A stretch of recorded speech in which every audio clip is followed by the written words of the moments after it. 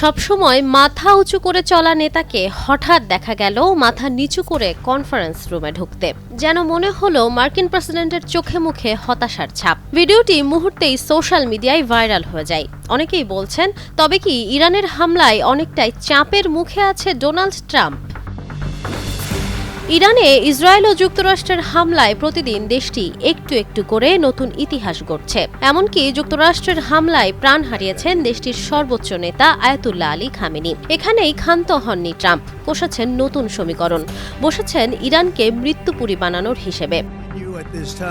প্রতিদিন ইরানের ওপর হামলা চালিয়েও গণমাধ্যমের সামনে প্রকাশ্যে বলেছেন নিজেদের হামলার কথা। ইরানের সর্বোচ্চ নেতা আয়াতুল্লাহ আলী খামেনিকে হত্যার পরেও হেসেছেন পৈশাচিক হাসি। তাকে দেখে প্রতিবারই মনে হয়েছে যে কোনো ধরনের আক্রমণ চালাতে প্রস্তুত মার্কিন এই প্রেসিডেন্ট, যেন কোনোভাবেই দমে যাবার পাত্র নন তিনি। তবে এবার তার কিছুটা ব্যতিক্রম ঘটল।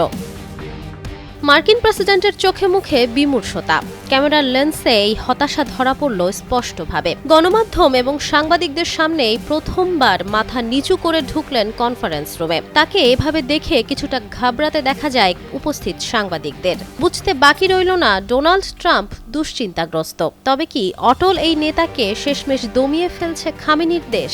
এমনটাই বলছেন নেটিজেনরা। হঠাৎ ডোনাল্ড ট্রাম্পের এমন ক্লান্ত বিমর্ষ চেহারা অন্য কিছুর ইঙ্গিত দিচ্ছে কিনা তাই এখন দেখার বিষয়।